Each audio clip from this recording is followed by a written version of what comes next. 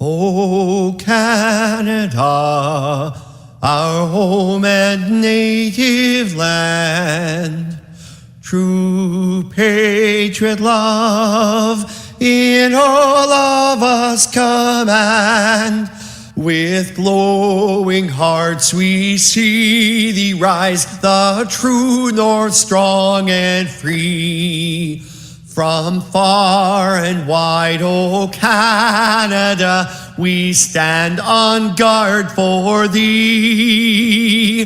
God keep our land glorious and free. O Canada, we stand on guard for thee. O Canada, we stand on guard for thee.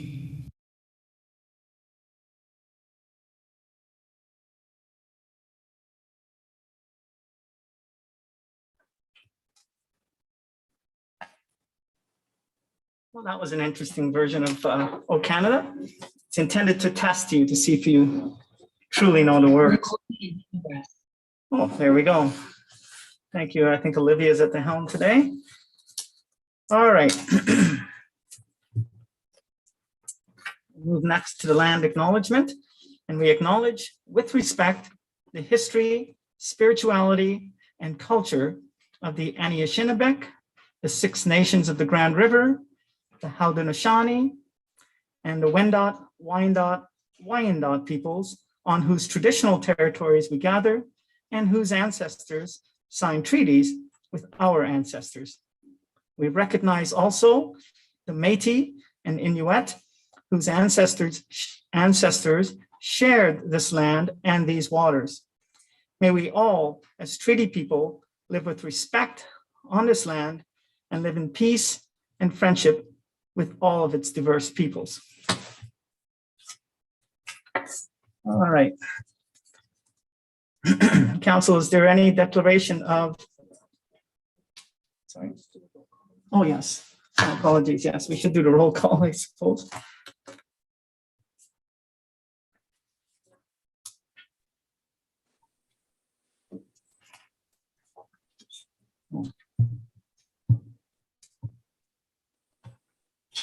Councillor Mackey, Present. Councillor Gamble,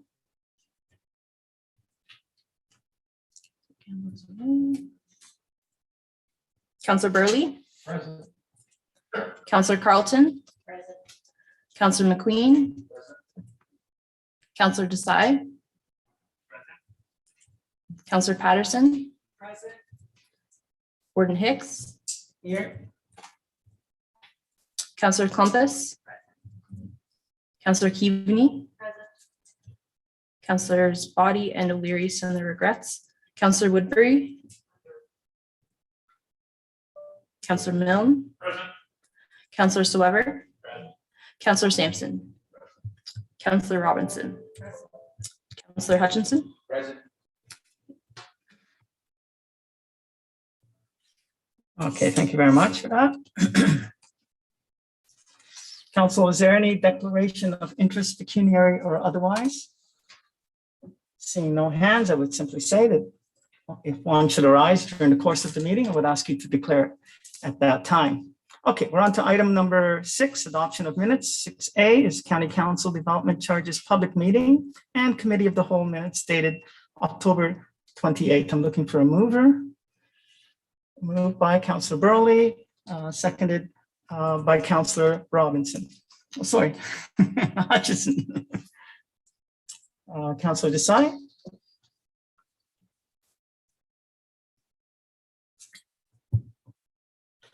Thank you.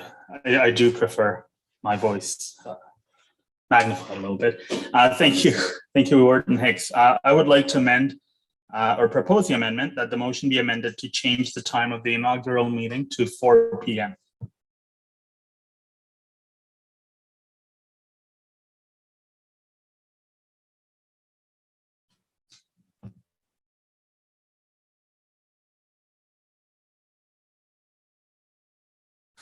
Thank you, Warden Hicks. The reason for bringing this amendment forward is it's to me, I think it's more accessible for members of council who do in fact have jobs outside of local politics to attend an event that is being held at the end of the business day rather than right in the middle of it. And while I do say that the preference is 4 p.m., it's based on the binary choice that was provided in the staff report from the last meeting. Even if it was the first thing we did in the morning, I wouldn't be opposed to that. The principle of it being, I would rather it be either at the start or at the end rather than in the middle of the workday. And that is why I've brought forward this amendment. Thank you, Warden Hicks.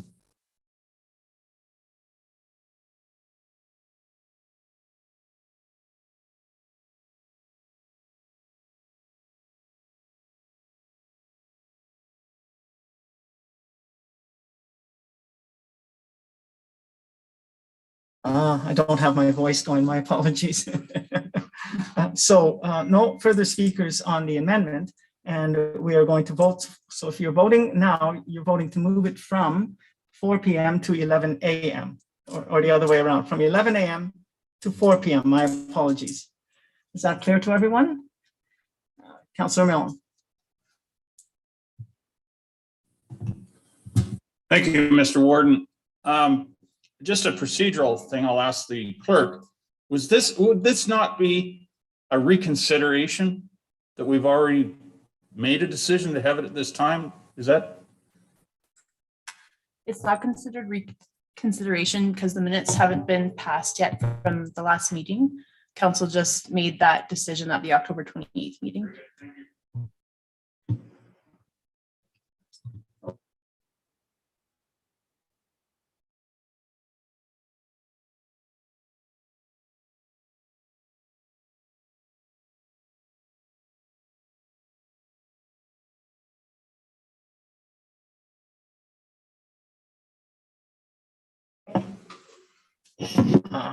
My apologies, folks. I keep forgetting to push my button.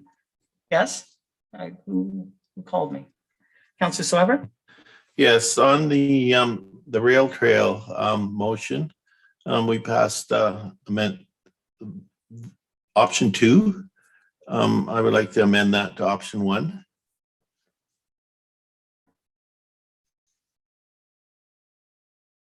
Thank you. I'll need a seconder for that amendment. Councillor Sampson seconds. Councillor Swever, you have the floor. Yes, my reason for doing this is looking at the economics, and we are under budget pressures, and what I see is that the cost has escalated. We know that costs are very high, and in analyzing the costs, it seems like, the reason given was the transportation costs have increased. It would seem to me that a doubling of the cost based solely on transportation costs would seem to be a little unreasonable. And I think a go slow approach, we might find ourselves in quite a different economic situation a few years from now when we do the rest. So I just think that given the high cost of construction materials and construction at this point in time, and the amount that budget increased from what we spent previously on doing similar work, just justifies a slower approach.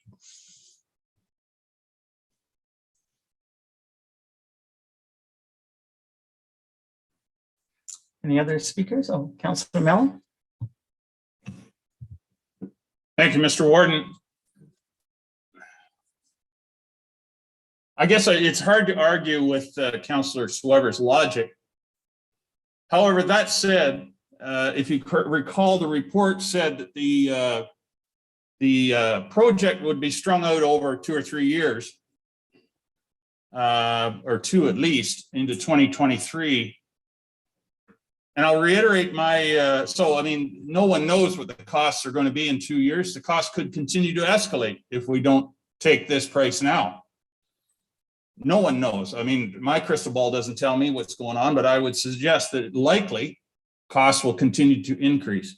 That said, I'll reiterate my desire to see this project done in the next couple of years. The folks at the, as I said before, the folks at the north end of the county have had a wonderful trail for a number of years now. This project has been going on for a number of years. I think it's high time that we afford the rest of the county to have the benefit of a rebuilt and well-maintained trail. It is very well used. It is a key part of the Grey County Tourism Initiative to promote that trail. And I've heard disappointment from some people that they show up in Dundalk to go onto the trail and it's nothing but a muddy mess at times. This project will finish that project and make it indeed an all-weather trail fit to be used all times of the year. And I think it's high time that we get the project done. So those are my comments, Mr. Warden. Thank you. Thank you. Any further speakers? Seeing none, then perhaps it's time to call the question on the amendment, right? Yes. Okay. There's been a request for a recorded vote, so Madam Clerk or Deputy Clerk, I will turn things over to you.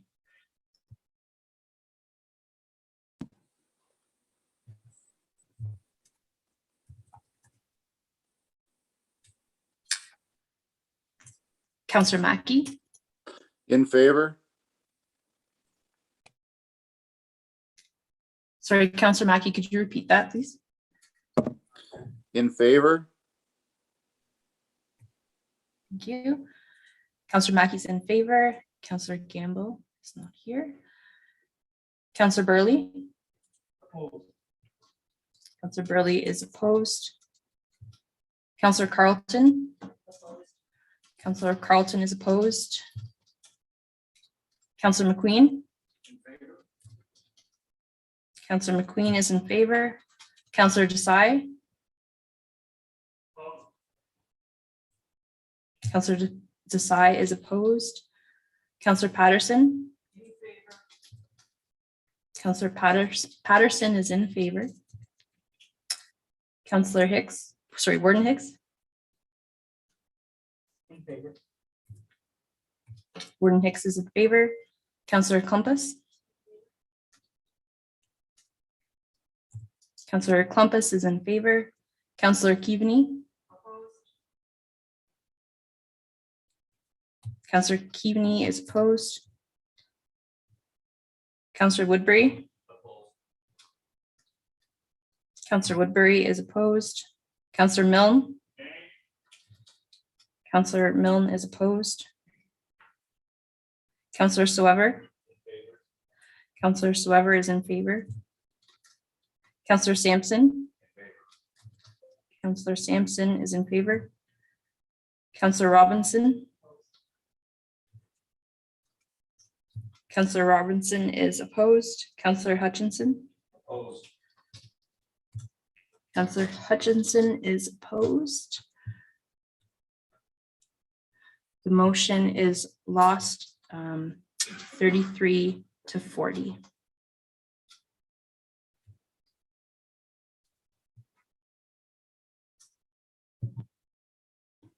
Thank you. Okay, so we're on to the main motion now. We're still dealing with item 6A, the main motion as amended now, correct, Madam Deputy Clerk?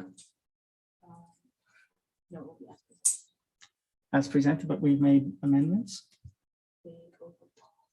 Okay, understood. So we're voting on the main motion now. Everybody understands that? All right, so I call the question. All those in favor, please raise your hand. Okay, and anyone opposed? That's carried.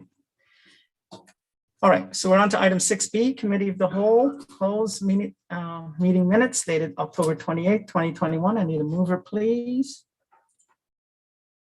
Councillor Milne, seconded by Councillor Carlton. Hopefully there's no discussion or we'd have to go into closed session. So I'm going to call the question. All those in favor? Are there any opposed? That's carried. Item 6C, we're dealing now with the Long-Term Care Redevelopment Task Force minutes, which are dated November 4th, 2021. I need a mover, please. I'm going to say Councillor Mackey. You see him out there. Just to include you. I see you. Seconded by Councillor Robinson. Any discussion?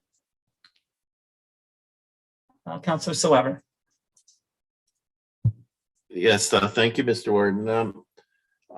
I've read the reports and I've gone back through the minutes of the task force as well. And, you know, we are making a commitment to $2.5 million here, but nowhere in any of the reports or the minutes can I actually see a scope of work.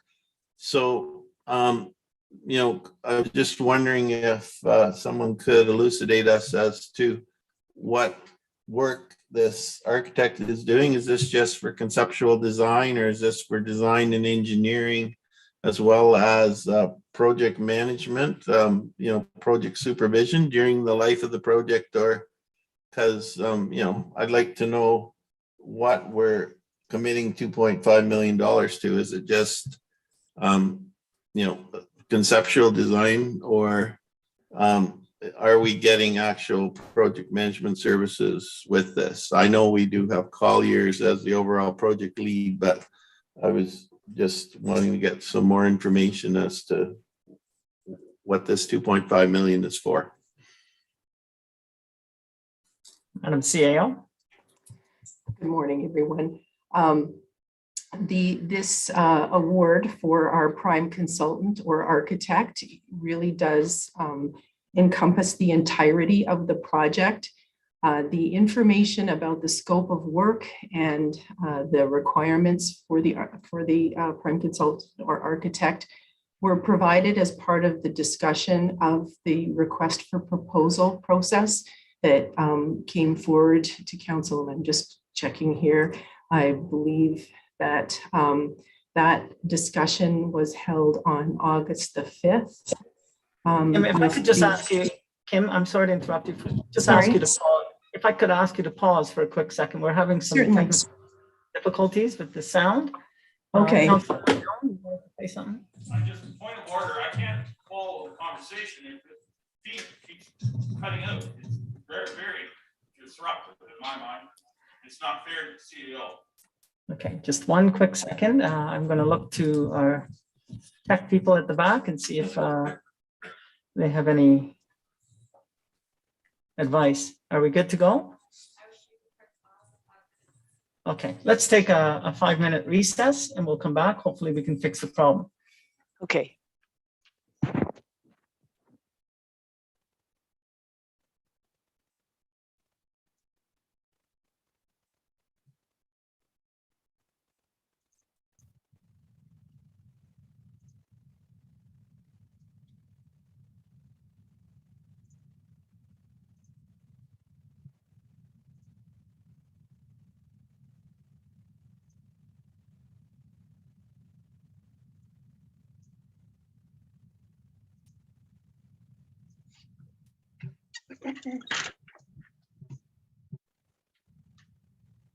Like Sarah Ray from Canada, Yeah. the video feeds from the What Zoom the hell calls was- are cutting what- in what- and out. What was the heck was we had Bill Canada before we started the meeting? Yeah, From where I was sitting here, all of a sudden it's Canada. We didn't even come into the meeting yet. So Yeah. I'm gonna come in and talk to this. yeah, Thing. it's like, it's going like, for whatever reason, the screen goes black and there's no sound, Oh, weird. and then it comes back on, and it's like, so it's intermittent. Yeah, we're Okay. trying to sort it out. but- Okay, all right.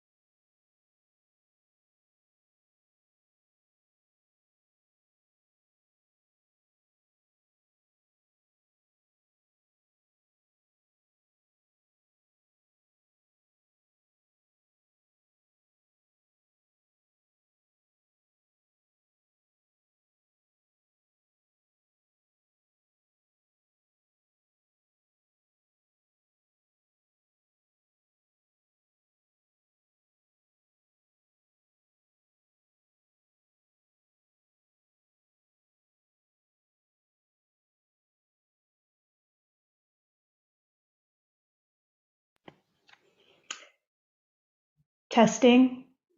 Rob, can you hear me?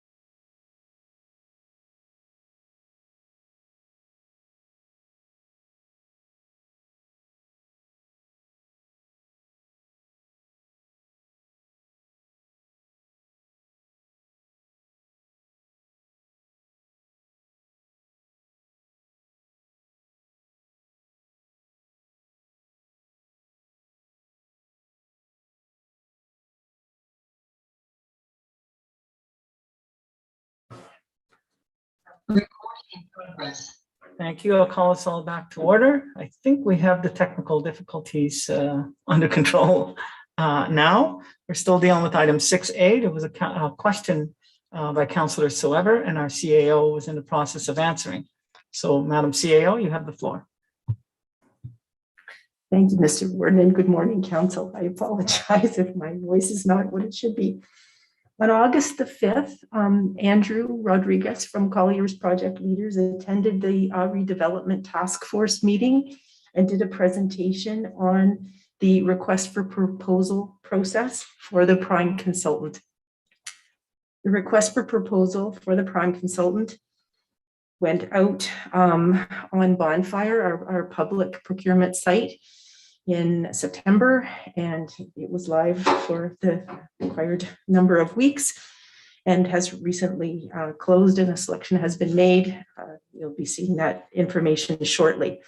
But for council's information, the scope of the architect's services is quite extensive. It includes not only an architect, and that architect is also responsible for landscaping, but a functional programmer, a building code consultant, mechanical engineer, electrical engineer, structural engineer, civil engineer, certified professional cost consultant to confirm the pricing for the project, a specialist in furniture, fixtures, and equipment, exterior and interior signage, interior design consultant, elevator consultant, kitchen consultant, laundry consultant, a commissioning agent when we're ready to be looking at making the building operational for our residents, a hardware consultant, and any other consultants as deemed necessary by the architect.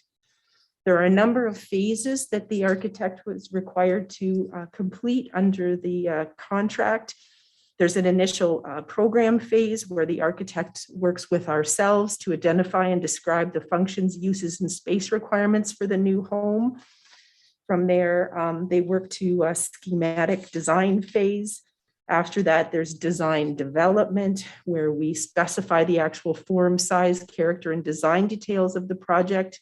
And that's across all of the professional disciplines. And that gets us to produce final designs for all interior and exterior components. Once that's confirmed, then the architect moves forward to the development of the construction documents. And from those construction documents, then there's the actual procurement of the company who will build the long-term care facility.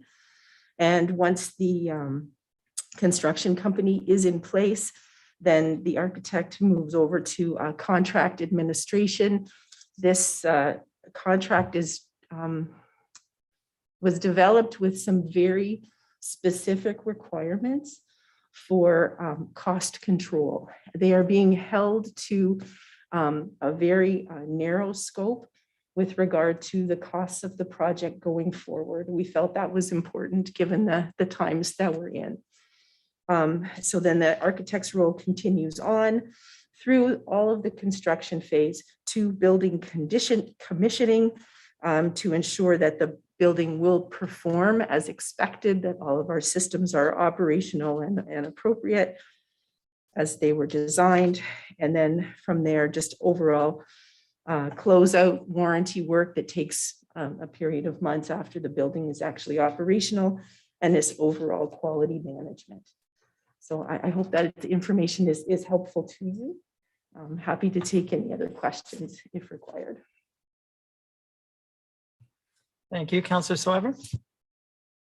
Well, thank you very much, Madam CEO. That's exactly what I was looking for. So that gives me a very good understanding of what we're funding here. Very good, thank you. Are there any other questions? I mentioned 6A, but we're on 6C. I think you guys figured that out. Oh, Councillor Sampson. Thank you very much, Mr. Warden. So the contract, I'm assuming through Mr. Warden, that they'll be signing is an OAA. I think it's 300 or 600. And one of those schedules, I think it's 2, has a very long list of services and the costs associated with the services. Is that information now publicly available as to what that list is? Because the devil's in the detail on those contracts. They're fairly standard contracts. You literally don't change much but you fill in the boxes. And that's where frankly, the question my colleague just asked is relevant and where it gets documented. So I'm just wondering whether that schedule is available for public viewing. Thank you for the question, Councillor. This information was all provided as part of the RFP, so it is publicly available. Not only were we using the OAA standard form of contract for architect services, but in fact, our work goes further than that. We're grateful to Colliers for their assistance in developing that, but we do have even above and beyond the OAA requirements, provided some additional specifications to ensure that we are in the best possible position to move this project forward. Thank you, Madam Clerk. Madam CAO, you mentioned OAA. Should I know what that means? It's the Ontario Association of Architects. Thank you. Hopefully I wasn't the only one that didn't know what that meant. Are there any other questions? All right, so I think we're ready to call the vote on the main motion. Is there all those in favor? Anyone opposed? That is carried. Thank you very much. All right, we have no closed meeting matters. We're on to item number 8. And 8A is the Board of Health minutes dated September 24th, 2021. I'm looking to put it on the table. I'll go with Councillor Patterson, seconded by Councillor Milne. Dr. Era is with us. Dr. Era, you have the floor. Thank you. Good morning, Council. Good morning, Mr. Warden. The update is very consistent with my last update. We remain in favorable position in Cree Bruce with a manageable number of new cases, on average less than 5. There has been a couple of spikes, but nothing that changes the average. There are no outbreaks in high-risk settings, whether it's schools, childcare, long-term care, retirement home. There was one outbreak, a minor one in a child care center that was clear today. The vaccine rollout is consistent with the provincial direction. The 3rd dose has been provided and we continue to provide it to immunocompromised individuals. We completed long-term care, retirement home. The recent announcement for 70 plus has been put in action on the same day of the announcement. The first clinic was last Wednesday.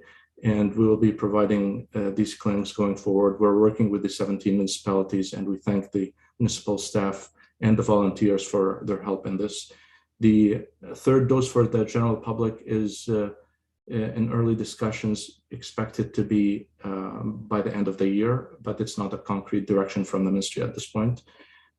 Vaccine for children aged 5 to 7 is anticipated in the coming week or so, 2 weeks maximum. If the approval from NACI goes forward, the National Advisory Committee for Immunization, and we are in good shape to prepared for rollout of the vaccine for all these groups when we get the direction from the ministry. That's in general my update, Mr. Warden. Open to questions as always. Thank you very much, Dr. Era. Are there any questions for Dr. Era, Council? And seeing none, I'll thank you, Dr. Era, for being with us today. Councillor Patterson, is there anything you want to add? Thank you, Warden Hicks, and good morning, County Council. Along with our regular business during our meetings, there's just 2 items. One, our provincial appointee has been reappointed, which is good news. And the other one is we are continuing to review and update our policies. And that's it for now. Thank you, Warden. Thank you very much. If there are no further questions, I'm going to call the question. All those in favor? Any opposed? That is carried. Thank you very much, Dr. Era. We have no bylaws. We're on to item number 10 now, good news and celebration. Is there anyone with anything to say on good news and celebration front? Seeing none, then we will move on to adjournment. Looking for a motion to adjourn. Councillor Burley, seconded by Councillor Klumpus. All those in favor? Any opposed? That is carried. Thank you very much. We'll take a second to just flip over to Committee of the Whole, get your notes together.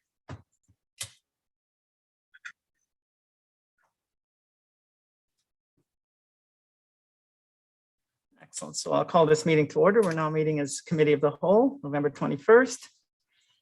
Is there any declaration of interest, pecuniary or otherwise? See no hands. I would ask you to declare if one does come up during the course of the meeting. We have some item number 3, some business arising from the minutes. And item 3A, as with respect to a notice by Councillor Desai. I'm gonna, you want to move? Councillor Desai moves, put it on the floor, seconded by Councillor McQueen. Councillor Desai, you have the floor. Thank you, Warden Hicks. I think it's important to always examine the environment that you're working within. If you get too comfortable in a particular environment, you risk getting stagnant. And this is what this notice of motion is attempting to do. It is attempting to revisit the environment that we as a council operate within. And if there is anything that can be done to make it better in terms of representation, in terms of efficiency, and in terms of just simply how government works in Grey County. That is what the intent of the motion is. It is to get a report from staff. I have had lengthy conversations with members of staff with regards to this motion and the intent of the motion. And I think it is timely because any decisions that will eventually, hopefully be made to make this a better system will be made by a different council, perhaps. Thank you. Thank you very much. Any other speakers on the motion? Councillor Mellon. Thank you, Mr. Warden. Through you, I'd just like to ask the mover of the motion, is there a particular problem that you're seeking a resolution to that you're looking for? Councillor Desai. Well, for starters, I would get rid of you, but beside that, I thank you for the question, Councillor Milne. It was a witty quip, although I guess Southgate wouldn't understand. No, there are no particular problems. I do personally have an issue with how representation happens at this table. I would like to see a change to that. I would like to see representation where a single person represents more than one municipality. But that again is my personal opinion, which I will bring forward when this report comes back to council. I think there needs to be a change to the to how the members of this council are appointed or elected. In a nutshell, yes, I do see issues. I just don't think right now is the appropriate time to air those issues.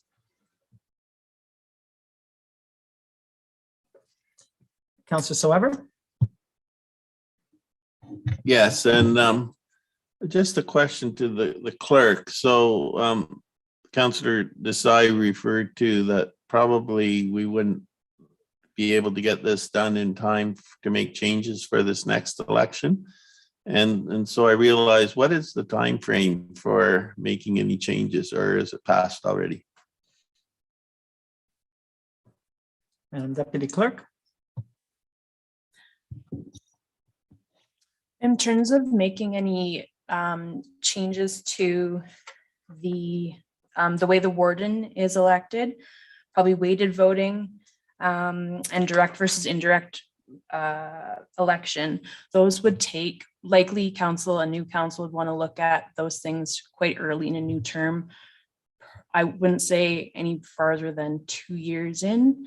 As for the structure of the internally, how we do our meetings, that could be done in a shorter time frame, but something like that would still likely take at least, I would say, 6 months. Sorry, Councillor Soever. Yes, thank you for that. And that's kind of what I was anticipating. So you know, this is pretty broad resolution, and it says staff, you know, write a report on all these issues, but without any guidance. And I think we're late in the term of this council to try to make changes. I mean, if people want to run on the basis that they want to make changes to the county structure, I guess they'll get a mandate, and maybe the new council will have a mandate to make changes. But to make changes now that, you know, like, I just think that, you know, there's going to be a lot of staff time consumed by this process. I mean, I have some ideas on, you know, some of these issues, particularly when it comes to voting for warden. I'm uncomfortable with it being a secret ballot. I think everybody should stand up and be counted. And, you know, I know some people will say, well, yeah, but it might create hard feelings. But if that is the case, I think most people here are more mature than to harbor ill will because somebody voted one way or other for the warden. And, you know, it's democracy. Sometimes you're on the winning side of a vote, sometimes you're on the losing side. So, you know, I have some ideas, but I just think that bringing this forward now and tying up staff when it doesn't really provide any clarity to staff on where they should be going on these issues. I mean, you could write 1,000-page treatise on governance at the county level and bring it to council, and the council says, well, we're not interested in looking at it right now, sorry. So I'm going to be voting against this. Thank you. Thank you. We're going to go to our deputy clerk and then to our CAO. Madam Deputy Clerk. Sorry, I just wanted to add that the report that staff would be bringing forward, we could probably do in the first quarter of 2022. And it would be an information report just outlining what we have and maybe options that an incoming council could look at in the future. But it would be strictly for information, and then council could take it from there. Thank you, Madam CAO. Thank you. And that's the point that I was going to make, was that I have had some conversations with Clerk Morrison, and I do understand that this was meant to be, as I say, an educational and information report that would provide a roadmap for council for their information should they wish to do something in the future. It would be useful information for an incoming council to have a recent document to refer to should they wish to look at any of these matters. Thank you, Councillor Desai. There we go. Thank you. I do appreciate the concerns raised by Councillor Severin. I did have similar questions and concerns. The rationale for me still bringing this forward, Councillor Severin, though, is that it does, as the CAO said, create a more recent report with information for the next council. For any fans of Doctor Who, and this is me being a bit theatrical perhaps, but for any fans of Doctor Who, there's a quote from it: "Great men are forged in fire. It's the privilege of lesser men to ignite the flame." So that's what I'm trying to do, light the flame. Wow, poetic. Councillor McQueen. Thank you, Mr. Warden. And I see no problem in getting an information report to sort of look at. And I think I'm trying to think of this term of council, if we've had any reports come forward. I know there was a strat plan at the Beaver Valley Ski Club there when we did a strat plan. I think there was some discussion around meetings and how we, structured that. And I know there's probably through the Madam CEO, there's probably, I think there's a number of reports. I know from the two previous terms being on here, has been reports. So I think it's probably fairly easy to sort of take those and maybe dust them off and stuff like that. But I don't see anything wrong with an informational report that sort of maybe at least gives everybody a chance to look at the big picture. Is this council, with some recommendations, or just as that report to go forward into the next term? I don't see any issue around having an information report. So maybe there needs to be a little bit of tweaking in that notice of motion to say that. I don't know, looking at the mover and the seconder, but as myself, but I just wonder if that's something that maybe the mover could consider. Thank you, Mr. Ward. I'm sorry, I'm not sure I'm understanding the tweaking that you're suggesting. You'll need to push your microphone. To bring back an overall governance report, but it could say to bring back an information report on all the points that you're trying to at least have a conversation on. So it's more of an information, not since you're setting yourself up to something that's bigger, but it's more of a, because I think there's a lot of information already done. And maybe we could get some comments from the Madam CEO on that. But I know there's been reports in the past, when it's on warden, when it's meeting structure, governance wise, was it last term or term before where two municipalities had their county councillor versus the deputy mayor that got changed from, I think, the Blue Mountains and town of or the city of Owen Sound. So that goes back. So there is some data, there is some information out there, and I don't see any problem seeing that information coming forward. Thank you. Thank you for that. I'm going to turn to you, Madam Deputy Clerk. Do we want to deal with that as simply a friendly amendment, or do we need to formalize it?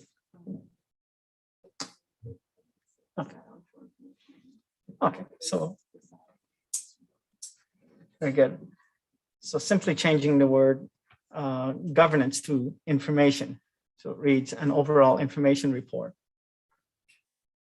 We all good with that? Any other speakers on this item? If not, then perhaps it's time to call the question on the motion before us as slightly amended, meaning information instead of governance. All those in favor? Oh.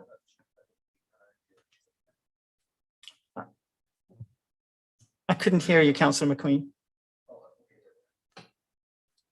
So to be clear, we're just changing the word governance to information as you had suggested. Okay. Okay, so all those in favor of the motion?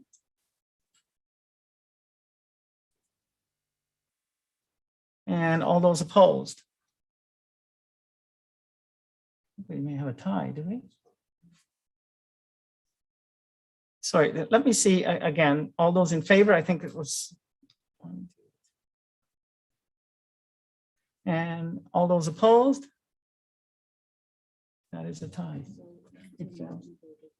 Oh, I'm sorry, yes. So it passes. Councillor Mackey is on, and he voted in favor. So it passes. Okay, we're on to item number 4 now. We have 2 delegations. The first one is from Lynn Logan. And she'll be speaking with respect to Phase 5, cottages at Laura Bay, draft approval extension. Ms. Logan, welcome to County Council. I know that we have a slide presentation from you, and for people watching, it is available online as well.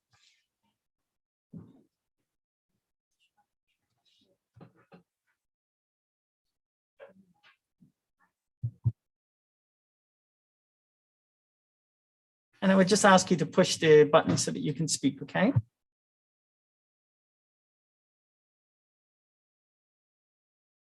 Yeah, it's a green button. We're good. Changing slides. How do I do that? I apologize. I'm just going to ask you to hold for a second. There are some technical difficulties, so we're going to take just a minute or two to sort those out. In the meantime, you can just hang tight.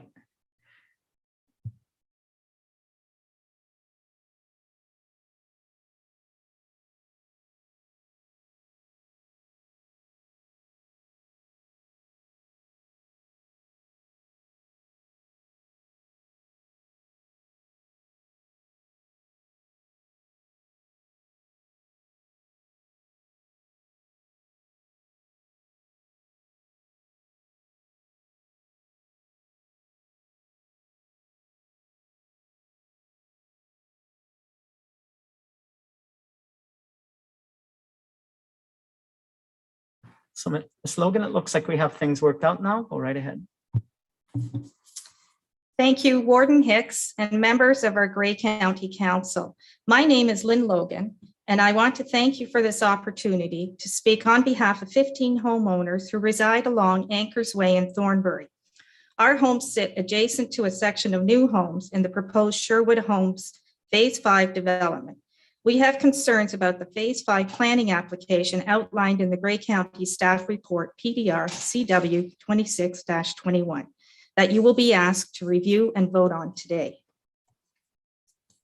The Cottages of Laura Bay is a lovely community situated along the shores of Georgian Bay in Thornbury. Originally designed as an affordable adult lifestyle community for retirees, the plan to transform the Keepers Cove Trailer Park is gradually achieving its vision of home to 198 families.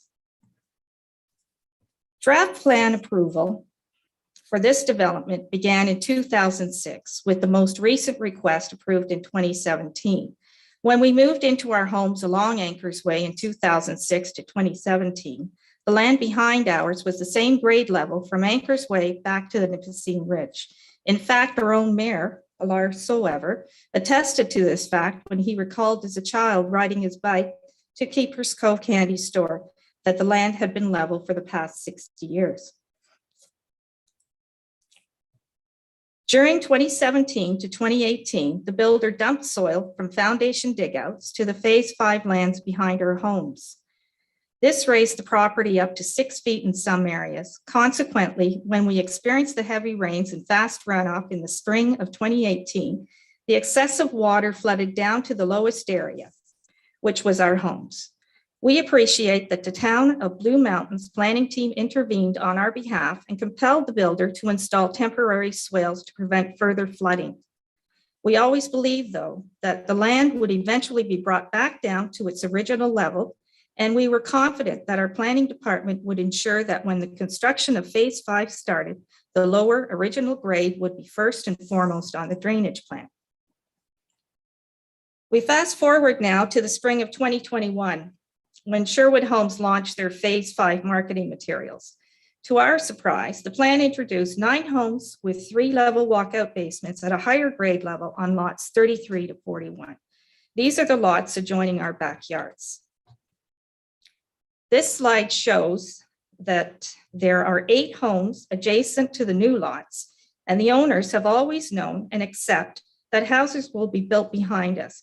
However, this new design and higher grade does not represent the vision offered by Reed's Heritage Homes 6 years ago when we negotiated the purchase of our homes. This slide is a rendition of the plan that we all bought into. On page 52 of today's staff report, the town, county, and builder indicate that they have known since 2008 that the proposed design was never intended to be at the same elevation as Anchors Way, therefore facilitating the need for the walkouts. We have testimony from all of the original homeowners on Anchors Way that we were not informed of these plans at the time of negotiating our purchase agreements during the years of 2015 to 2017.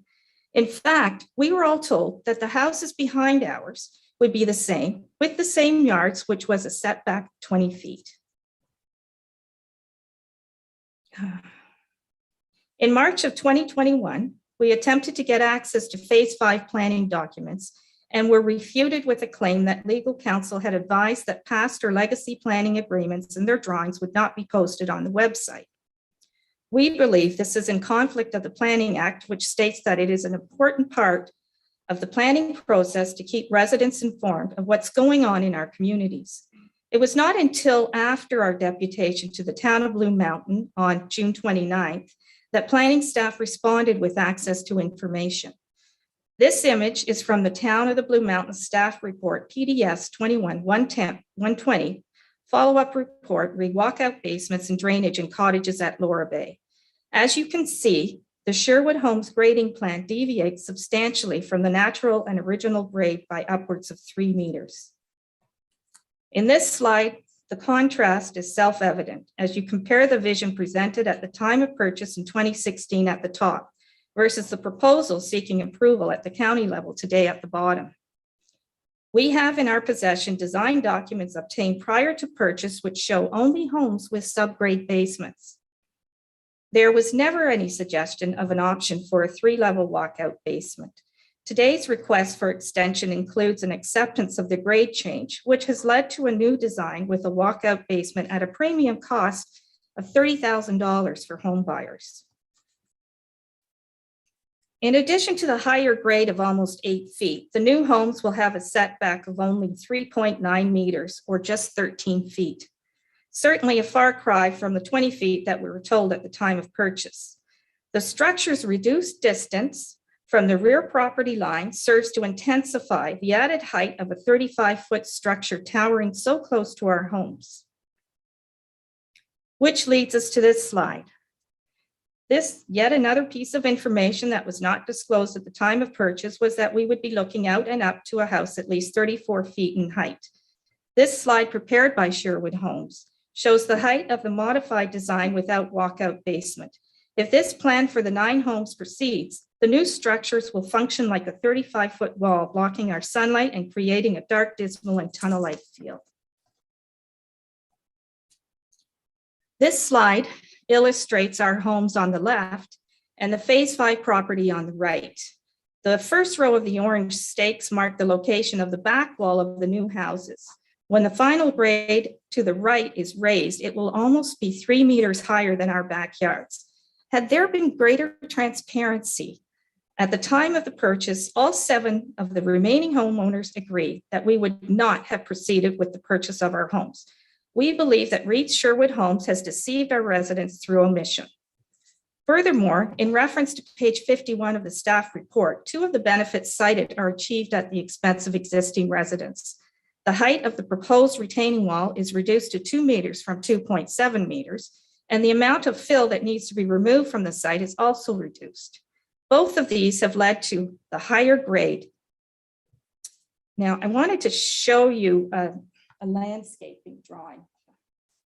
I didn't get it in the presentation, but Kevin Fergan is the vice president, and he wrote in a letter along with this landscaping drawing that, let me back up. The builder agreed to undertake the design and installation of a landscaping buffer or living screen. We appreciate the gesture. However, the proposal is not realistic. Kevin Fergan's letter, he states, we have confirmed with city engineering staff that the orientation of the proposed plantings will not impede the rear yard swale and allow for perpetual access and maintenance of the swale. Given that there is a 3.9 meter setback offered on lots 33 to 41, this undertaking just isn't possible. We plan, with a planned 2 meter swale, the plantings will have to be placed in a space of 1.9 meters.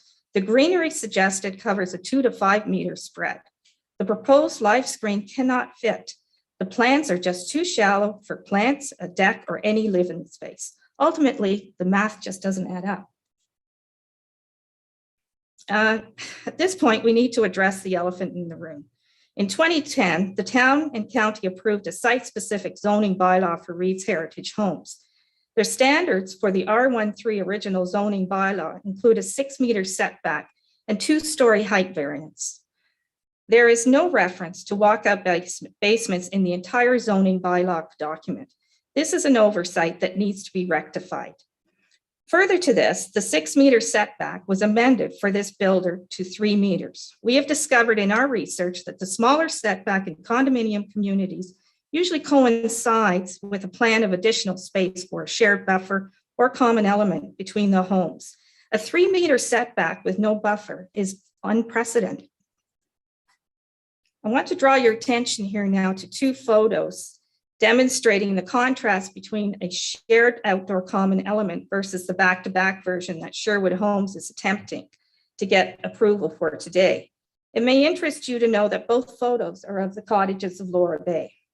The photo on the top left illustrates a shared common area in Phase 1, and the bottom right, the cramped backyards currently under construction in Phase 4. It's unfortunate that Reed's Heritage Sherwood Homes have lost sight of focusing on green open space corridors And we believe the new concept in phases 4 and 5 is a degradation of the original cottage's community design. I want you to take a moment to absorb this. This photo sums up everything that is wrong with this planning application extension. It is an example of poor planning and corporate contempt for our community. The home under construction is on the perimeter of phase 4. The owners of the phase 3 home were not made aware at the time of the purchase of the close proximity of the new home. If they had known, they too would not have agreed to the purchase of their home. Now, this house behind them does not have a walkout basement. So the ones behind us will have a full walkout basement. Then the main level will be 10-foot ceiling. On top of that, you'll have your loft, and then you're going to have your peak ceiling. So we're going to walk out and we're going to look up, and we'll have, it'll be like a wall.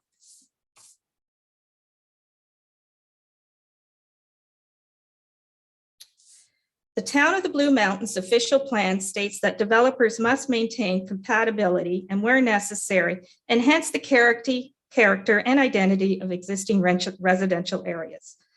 With this in mind, may I present a petition from our residents of the Cottages of Laura Bay. The petition reads, "We, the residents of the Cottages of Laura Bay, request that the Grey County Council reject the appeal by Sherwood Homes for the extension of the planned condominium for phase 5 of the Cottages of Laura Bay. And we stand in support of the deputation by Lynn Logan for the same. We believe the current plan presented to council today significantly abandons the original Cottages of Laura Bay concept, as it deviates substantially from the natural grade, does not embody the original concept of green open space corridors, departs drastically from the original housing designs to a 3-level walkout basement, and significantly impacts the value and enjoyment of our homes. We respectfully ask that the planning application extension not be granted until the following conditions can be met. 1, a requirement to incorporate a minimum 3-meter buffer or common element beyond the allotted 3-meter setback on the lots adjacent to the homes on Anchors Way, and a stipulation that ensures the grading plan reverts to the original and natural lower level of approximately 188 meters, thus eliminating the need for those 3-level walkout basements and replacing these homes with the original and promised subgrade basement designs. Our petition has the support of 103 residents, and I'll present that to you. In closing, our community enjoys all that the Cottages of Laura Bay and surrounding neighborhood have to offer. However, once shovels are in the ground, there is no turning back. Please consider the long-term effects of proceeding with a plan that offers no sense of privacy and a darkened corridor. This will be a permanent blemish on our municipality's planning and development record. On behalf of the neighbors of Phase 5, I want to thank you for receiving this presentation, and we look forward to your support. Thank you. Thank you very much, Ms. Logan, for your presentation today. Councilor, are there any questions for Ms. Logan? Councilor Soever. Yes, thank you, Ms. Logan. You referred to my comments that the original land was flat, and it was. However, since that time, I've looked at the 2008 grading plan, and I'd like to refer to your slide. The one where it's a vision of what was sold to you. So it shows both houses being at the same elevation. Yeah, and then later on, there's a slide where you say that the new grade height here is 190.98, which is 2.38 meters higher. Now, and then there's a lot been said about what was promised to you, but I know planning staff and myself have tried to get that information of what was promised and drawings. The only drawings that I was able to find after some considerable investigation with the planning staff was the 2008 grading plan, where it actually shows the elevation of the new street between 190.27 and 191.42. So very similar, and it's called the new grade height here. So clearly that has been in the approved document since 2008. So is there any evidence available as to the fact that you were promised these houses would be at the same elevation as your homes as shown on the slide? Ms. Logan? Yes, thank you. I can't speak to what was in file at planning until this spring when we finally got access to documents. So here's our issue is we moved in and that land behind us was flat. We didn't know anything about a plan. And so that land, all along, we were told that's what we're going to have, the same kind of development behind us. All of us had the same story. Not one person said, oh, by the way, you're going to have a higher grade behind you. By the way, you're going to have a 3-level walkout basement that's going to be 12 feet from your backyard. Believe me, if any one of us was told any of those things, we would have said, nope, we're not doing it. So the issue comes that the builder has an obligation to disclose. They knew that, the town knew that, but they failed to share that information with potential buyers. So that's our issue.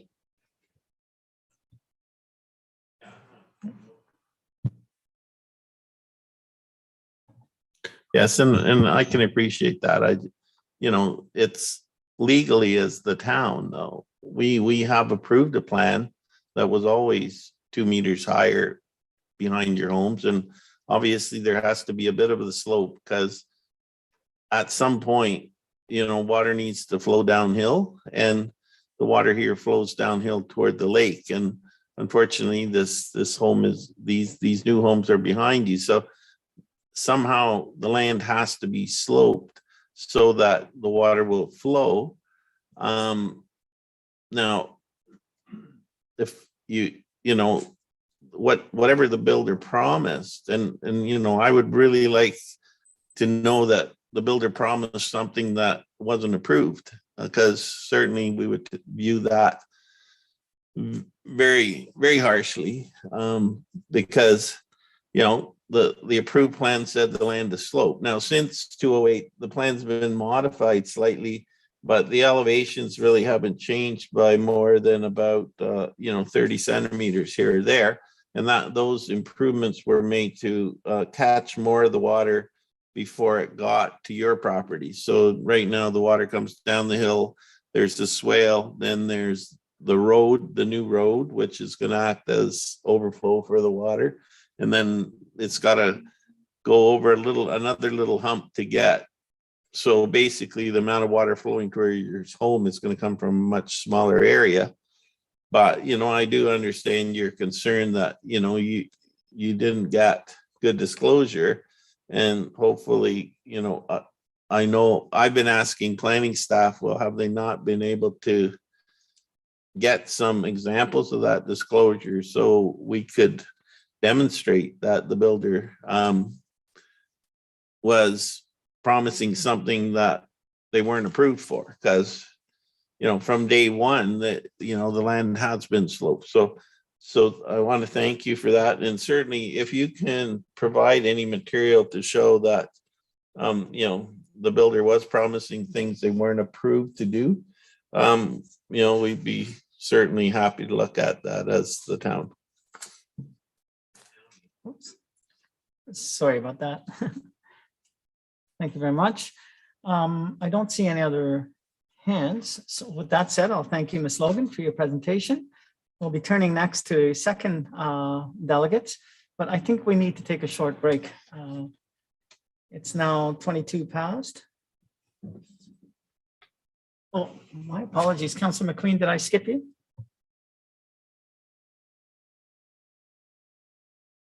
Thank you, Mr. Warden. Just, can you go back to the slide where I see there's behind where the construction is, where there's the trees? There's there looks like there's trees behind. No, No, it was where there was dirt piled up and there was. Yeah, there. So not knowing, not physically being there, but where those trees are and basically the base of those trees, are the base of those trees higher than the backyard of those homes that are built?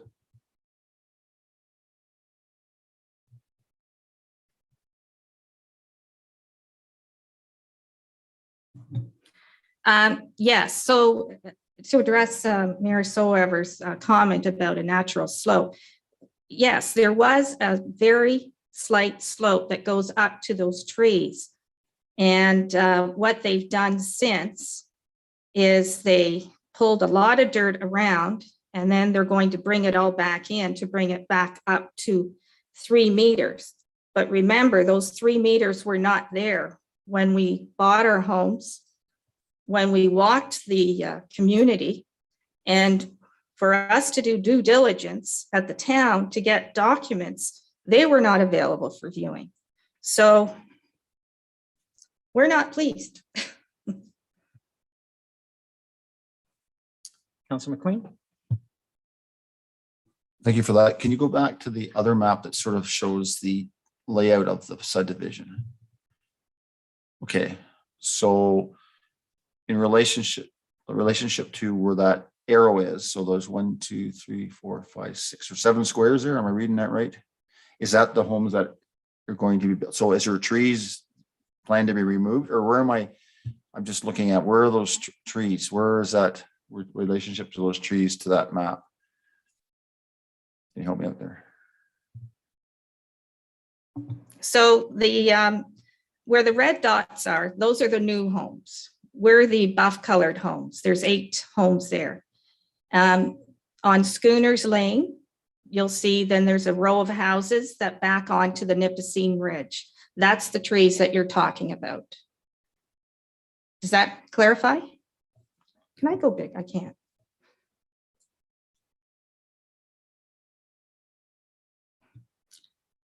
I'll put my glasses on and maybe I'll tell you the lot numbers. Yes, that's it. Sir. Thank you. So then the trees that are there are between the development and the golf course, is that correct? Yes. Okay, so the new develop, I see. Okay, so then you're currently where the arrow is now, is that right? Oh, okay. Okay, so it's that new street to be developed with homes on both sides of that new street, and then it's all there with the trees. Okay, thank you very much for that understanding. Okay, thank you very much. Ms. Logan, we're going to take a break. We'll come back at 11:31.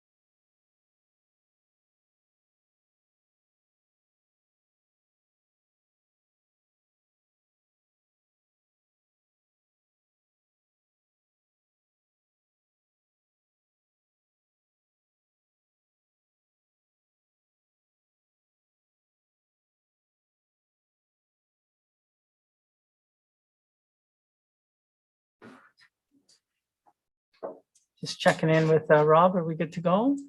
Yes, thank you. Yeah, we're waiting for a quorum.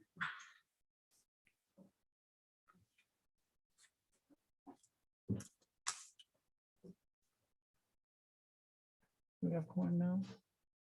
Okay, looks like we have quorum.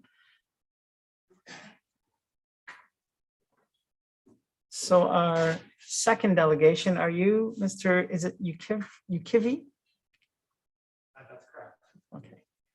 And are there others besides yourself, or you're representing all of the names that I see after that? Excellent. So you have the floor, sir.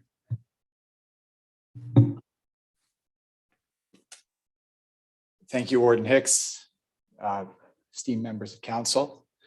I am here, my name is Rivo Ukivi. I am here on behalf of Reed's Heritage Homes and Sherwood Homes to respond to, to request the extension of the draft plan of subdivision approval, as well as to respond to the delegation that you just heard before me.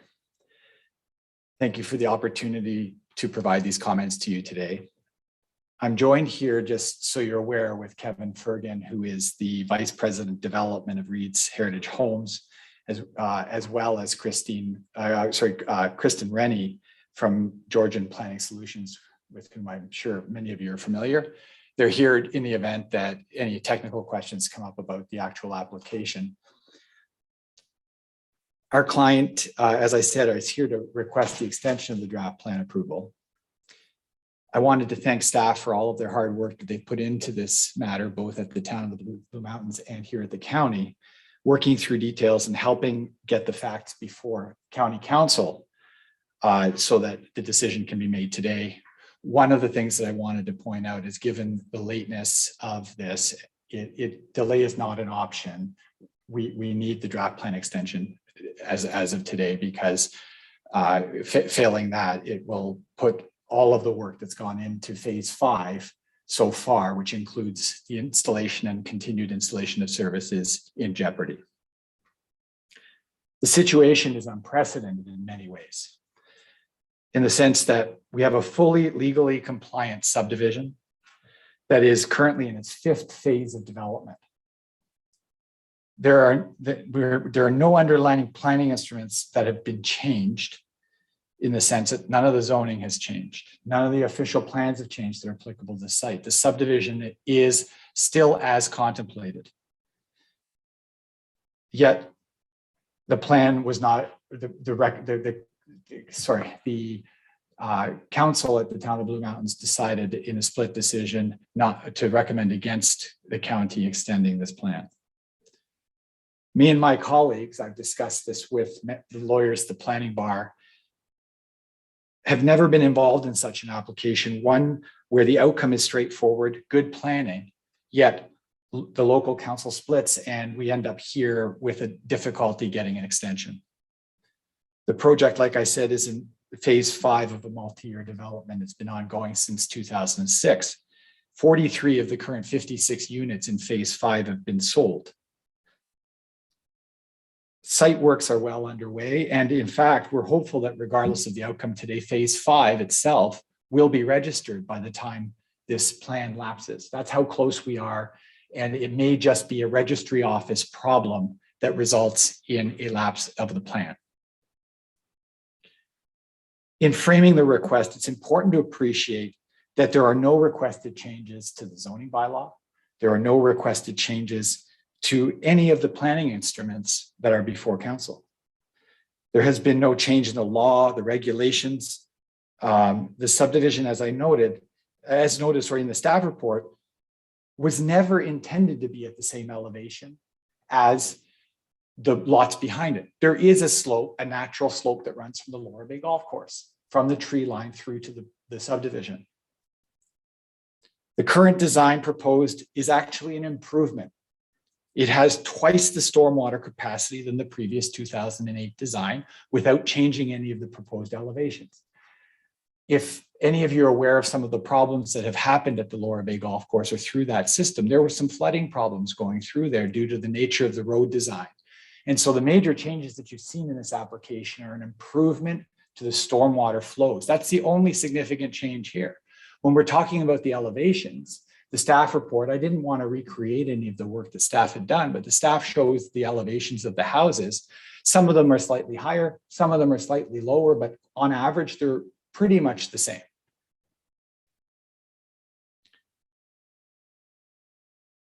The current proposal reduces the need for fill removal that was otherwise going to occur. I want to address the issue of fill at this moment in time.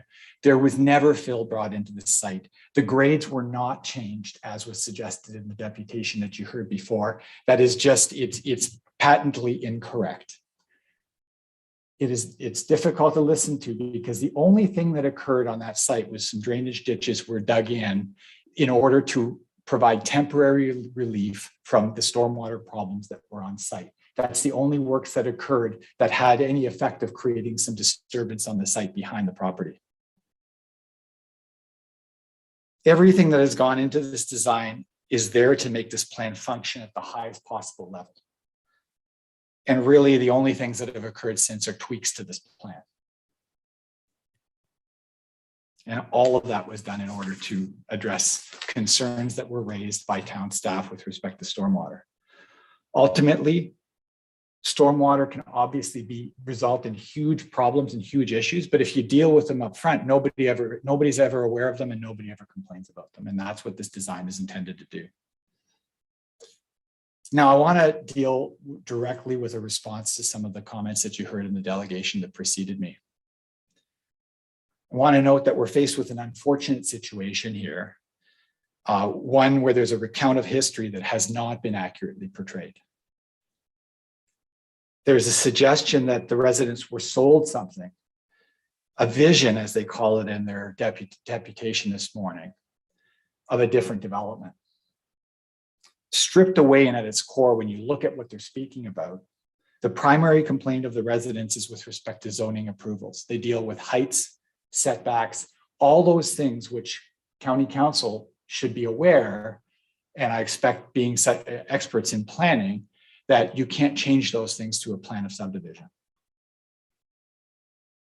They are related to things that were addressed in 2006, approved, and now what we're seeing is the development of that plan through the course of time.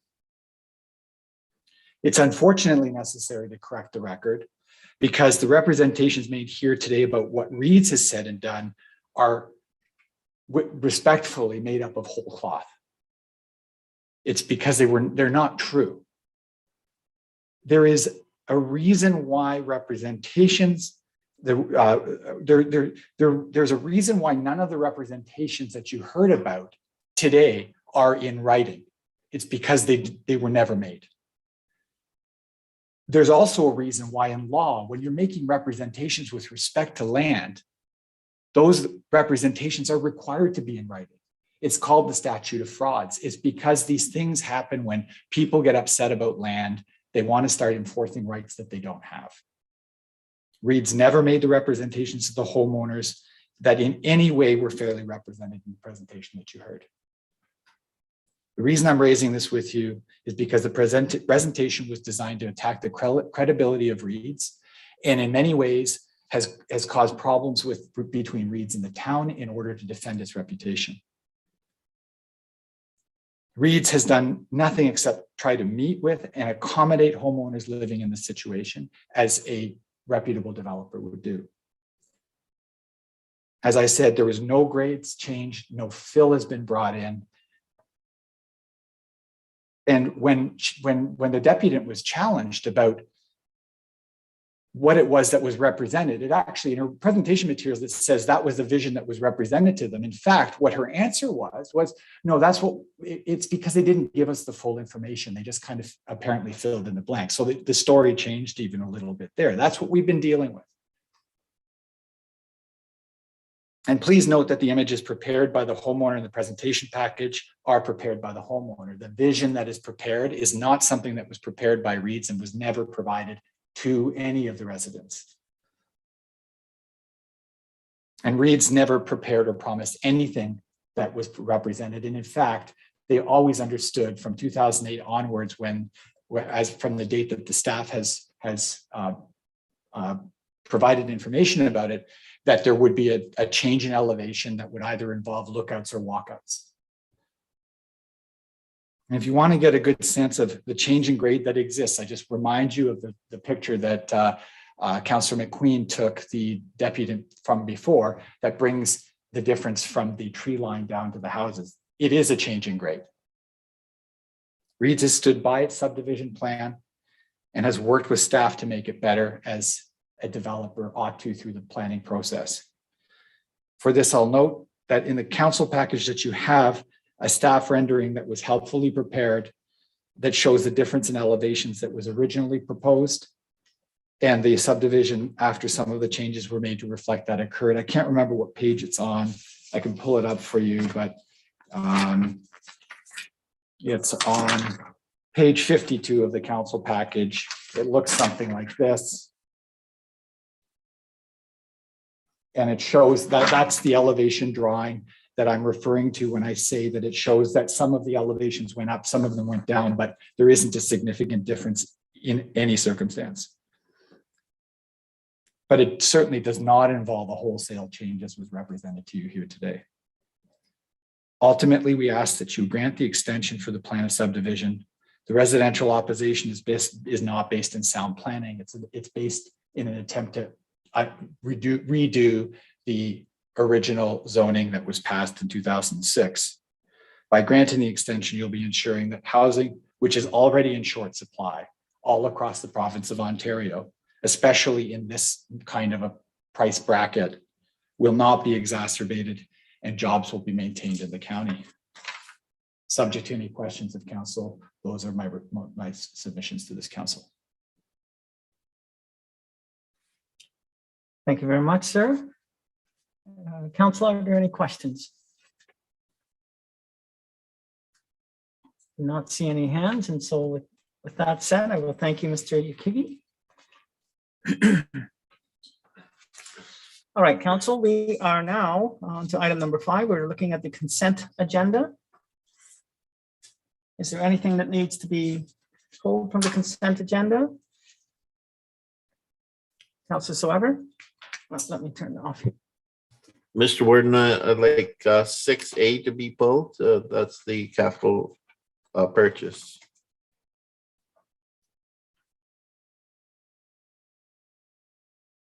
Thank you, sir. Okay, so I'm looking for a mover now to approve the consent agenda as amended. Moved by Councillor Woodbury, seconded by Councillor Hutchison. All those in favor? Any opposed? That is carried. Thank you.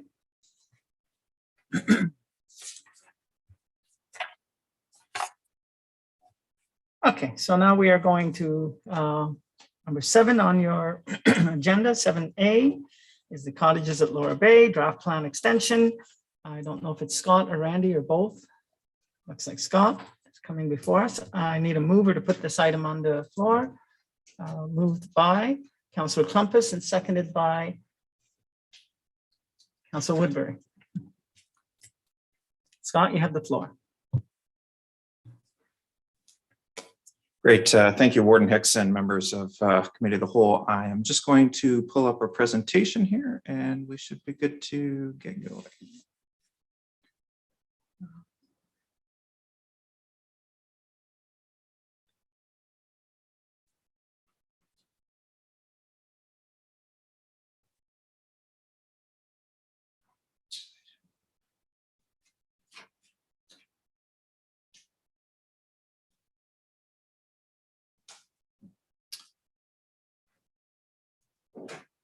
Oh, sorry, it was already open.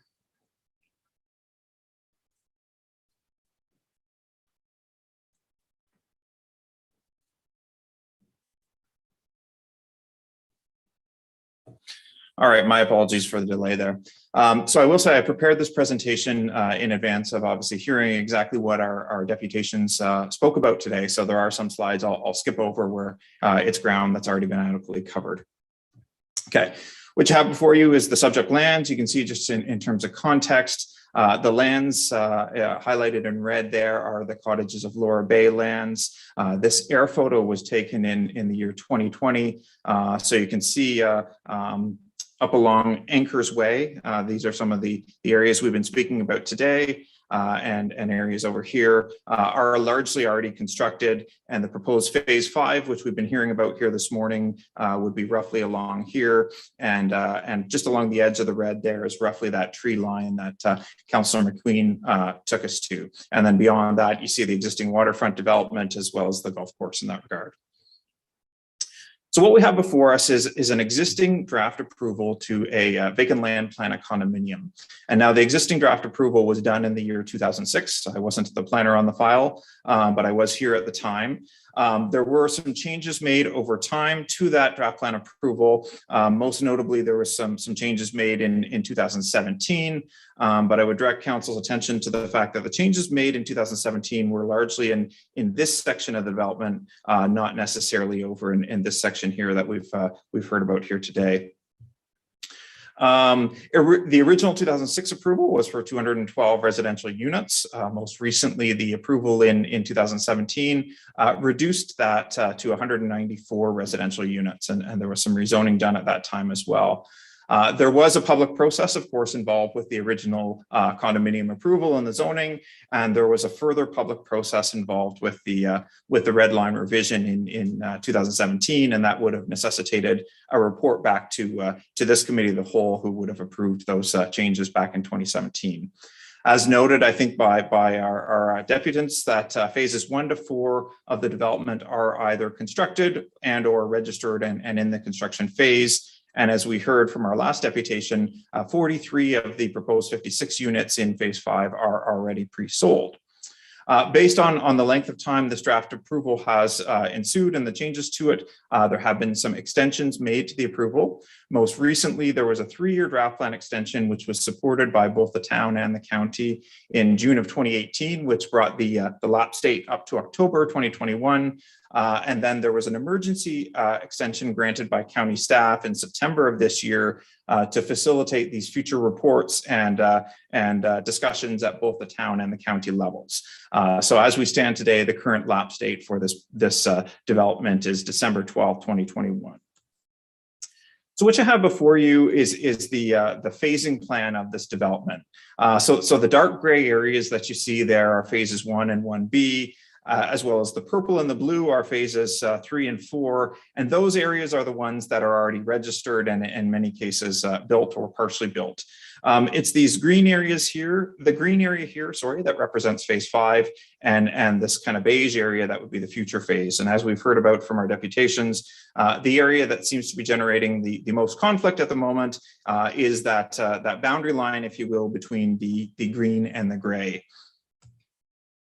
And so we have heard a number of public concerns with respect to this proposed extension, and that would be atypical because normally speaking, an extension of draft plan approval does not go back out for public comment, sorry, as they're usually just extending what they already have.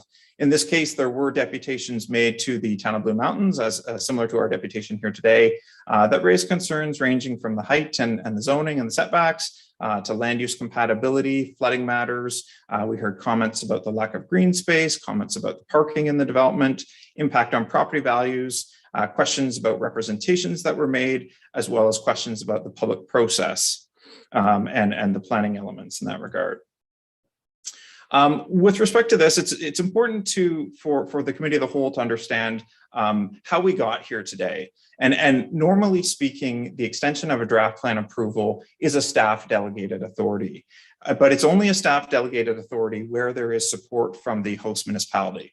So in a normal set of circumstances, the developer would come to the county and the municipality and say, hey, listen, can I have a draft plan extension? They would submit their justification for why that draft plan extension needs to be considered. It would first be considered by the host municipal staff, in this case, town staff.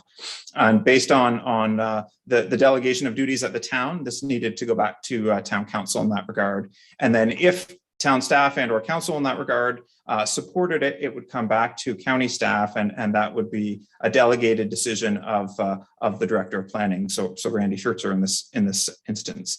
In this case, the matter went before town council and wasn't supported. Staff recommended support, and staff also recommended some updated draft plan conditions, but the town council did not support. Following that, Randy did approve an emergency extension, as I noted, to allow us the ability to have these discussions here today and have further discussions at the town. And those emergency extensions don't require the approval of town staff and council in that regard. I will say, with respect to the draft plan conditions that town staff have put forward and that are being echoed in our own county staff report, there are some conditions that they've recommended to update, more so as a procedural thing, conditions that we didn't put in as a standard element back in 2006, or even when we updated the draft approval in 2017. Things like wording around the servicing capacity and wording around the fact that just because you buy into a development of this, you're not necessarily guaranteed to have a spot in the school for your children if you have children of school age. As well, they've put in some changes to the draft, recommended some changes to the draft plan conditions to try to address some of the concerns we heard today, and to try to further encourage those conversations between town staff, the developer, and the residents in this regard. There's also a draft plan condition that I'll take you to in just a second that looks to establishing a buffer or a living screen, as Lynn put it, between those phase 1 and phase 5 units. So between that gray and green, if you will, on that map that I just showed you. And so in this case, because there wasn't support from town council, and because we're looking at changes to the draft plan conditions, this matter is back before the county committee of the whole for their consideration. And so what you have here is a diagram showing the proposed living screen, if you will. So at the top end of your screen, you'll see that the beige colors, those are the existing homes on Anchors Way, and the blue, what you see there is sort of the building envelopes that would be in phase 5. They would front on Schooners Lane, but they would back onto those existing homes on Anchors Way. And so what the developer has proposed in relation to the concerns raised by existing homeowners is some screening there with various types of coniferous and deciduous trees. And I should note, and the developers noted, it's tough to see in that little matrix at the bottom, these aren't seedlings or saplings that are being planted. These are more mature trees in that regard, ranging in height on the coniferous level between 250 millimeters and centimeters and 200 centimeters. My apologies there. And so that would provide a bit of a buffer between the existing homes and the new homes that are proposed in number 5 there. These are the drawings that were included in the staff report, and I took these directly from one of the town staff reports, so I didn't prepare these myself. But what you see in both the top and the bottom on the left-hand side of your screen would be the existing homes in phase 1. And what you see on the right-hand side in red would be the heights proposed based on the 2008 elevations, and in black you see the ones proposed based on the 2021. And as we heard about, there is a slight difference in the grading, but in staff's opinion, not significant in that regard. And so in the top one, you will see that, yep, definitely the homes in 2021 are slightly higher, and in the bottom one, you'll see actually the homes in 2008 were slightly higher.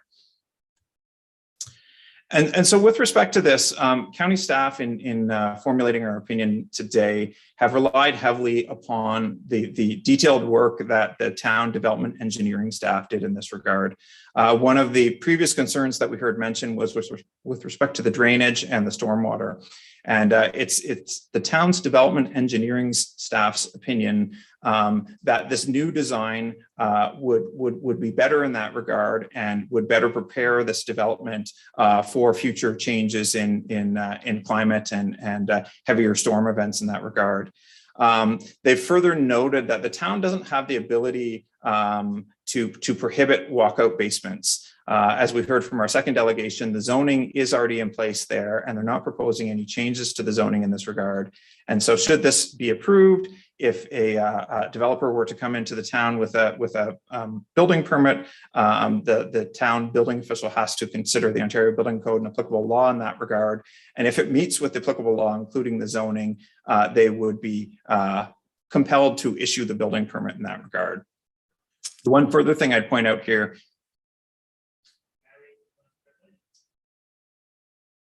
Let's go ahead, Councillor Desai.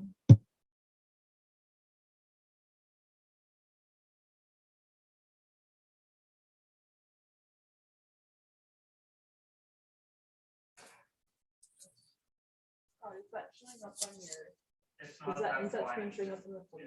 It's not showing up on my screen. My apologies. It's sort of a mystery as to why that's there.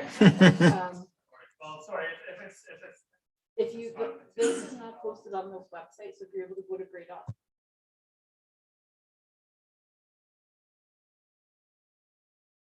Okay, continue, Scott. Okay. Sorry, Scott, you're gonna have to push your button again.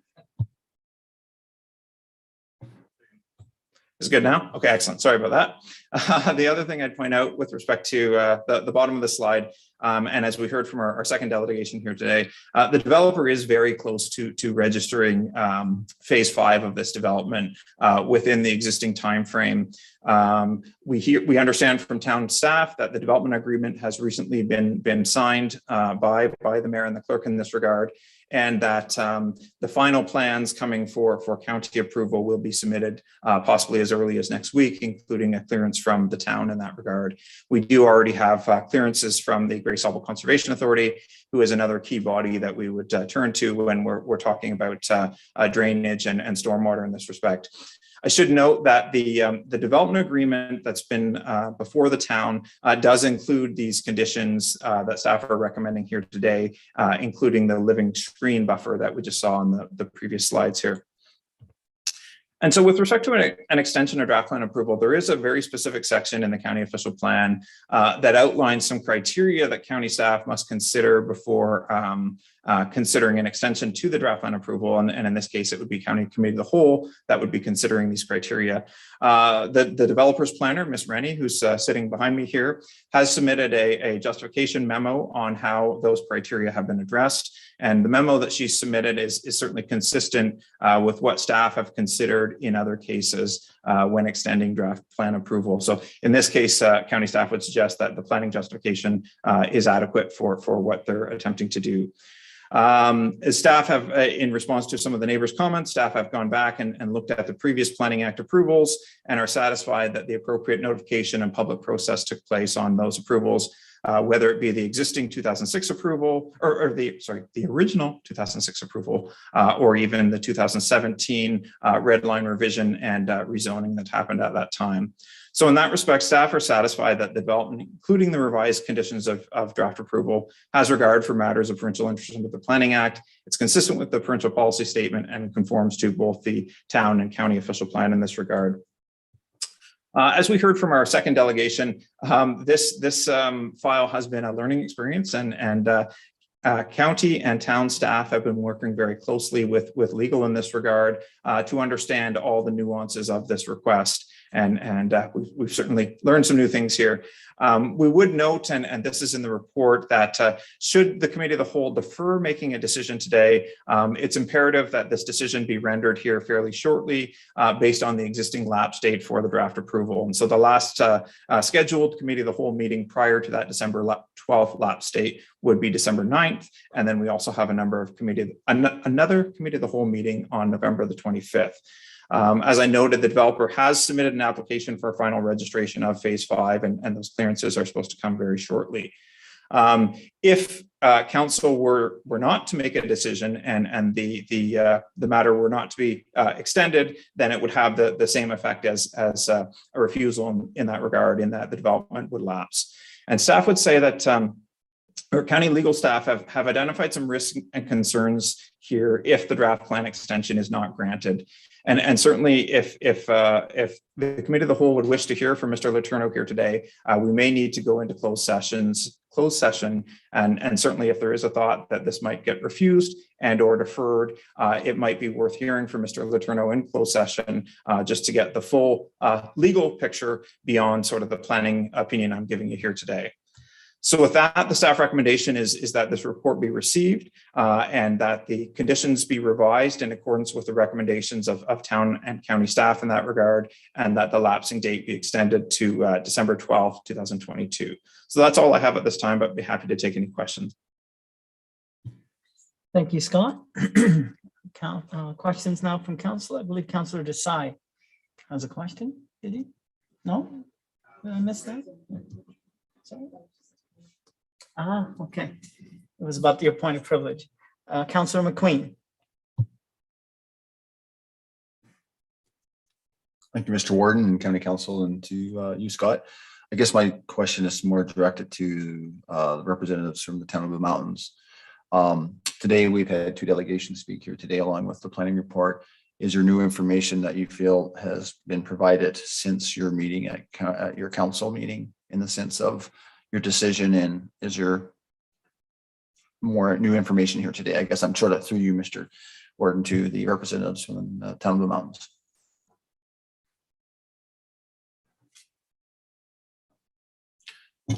Yes, thank you, Mr. Warden. I can answer that. Certainly, what's in the planning report and what's in the delegations covers the various points of view. At the time of the decision at the town of Blue Mountains, I was on the opposite side, but since then, the only thing I've been able to determine is that the elevation of the grading plan from 28 to 2021 did not significantly change, that the images in the planning report showing that the houses are not materially higher than what was originally proposed are very similar to what was originally proposed. What I have not been able to determine is what was promised to the people that bought in 2015. And that does give me concern. Whatever I've been able to find in the records confirms what is in the staff report and what is in the delegation by the builder. But nobody, neither the builder has not been able to provide me with information showing that the owners were advised that the houses would be higher.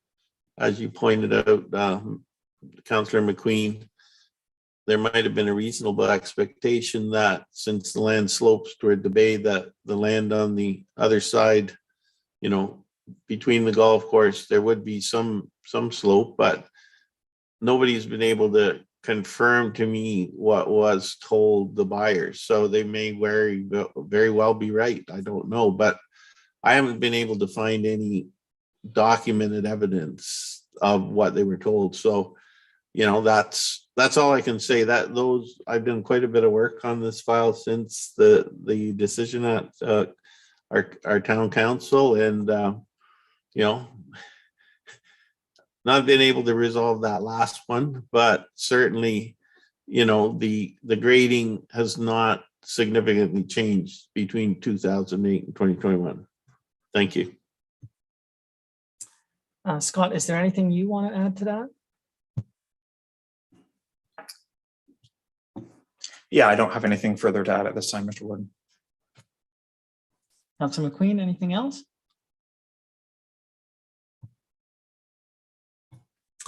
Yeah, I just this goes back about 24 years ago when I first got on Osprey Township Council, and we had a subdivision where it was called Brewster's Lake, and we had a delegation. One of my first hot potatoes was first newly elected councillor, and the issue at the time, and I'll try to be very brief here, Mr. Warden, was at a certain time when that subdivision was built, a lot of the people that built certain size of homes. And then we had the slowdown of the recession of 1991, and then people started building smaller homes. And it came to our council as well. We thought there was a an agreement in the subdivision agreement that said you had to build a certain size.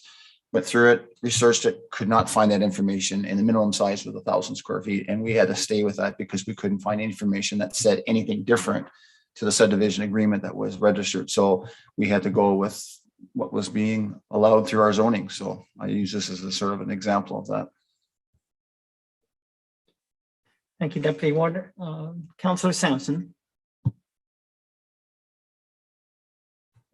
Yeah, thank you, Mr. Warden. To the planning staff, is this development not part of a common elements corporation, or this particular component is, and were the original homeowners also part of a common element corporation? So through you, Mr. Warden.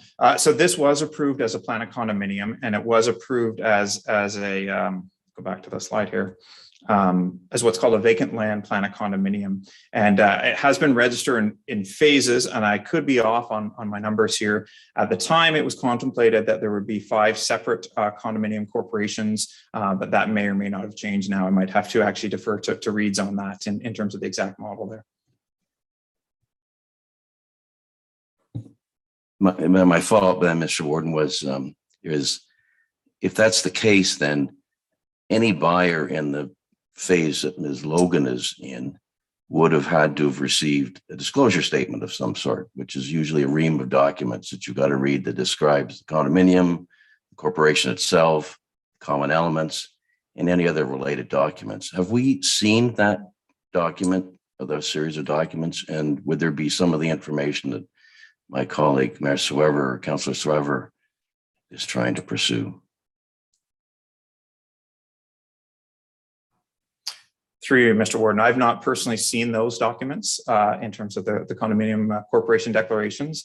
If it's something that council directed us to, we could look to see if we could find those, or work with Reed's to see if they're out there. But that's not a stage that county staff would typically get involved with in terms of the documents shared between seller and purchaser in that regard. But yeah, if it's the direction of council, we could look into that. Yeah, just a final comment, and maybe it's more of a comment than a follow-up question. See, that I think that gets at the heart of the issue, because Ms. Logan, in her statement, made the statement that she alleged that there is an error of omission. And that's her allegation. That may well be the case. If that's the case, then it does indicate to us, I think, potentially, that there may be a case here that we need to be concerned about as to what kind of information is disclosed to buyers, not only in this particular development, but others, as they relate to the information that county council and planning staff and town staff may have, but particular buyers may not have and are entitled to have. I think that's, if you peel back the onion, that's probably exactly the issue at hand. What was disclosed to these individual buyers? Was it consistent with what was approved? And if not, why not? It may well have been. And it may well be that they were disclosed exactly what was in our files, which is the grading is essentially what it was in 2016 or whatever the date was, the original approval. It may not. And I think we need to know that answer.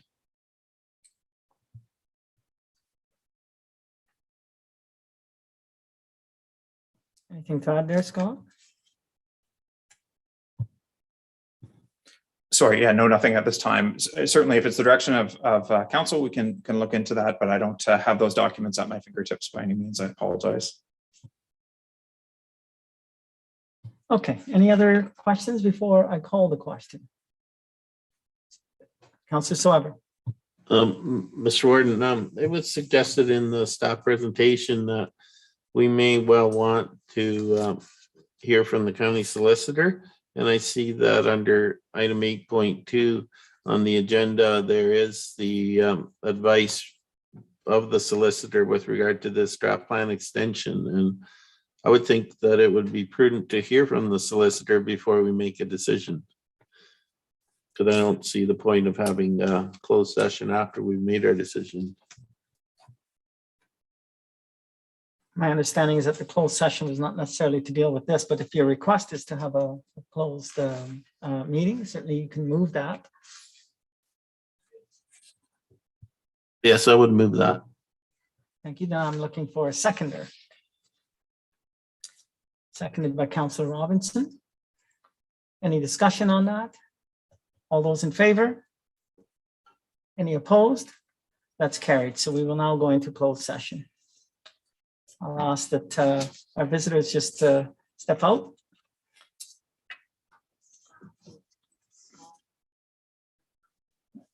Scott, Randy, Michael will remain. Who else? And Rob, right? Of course.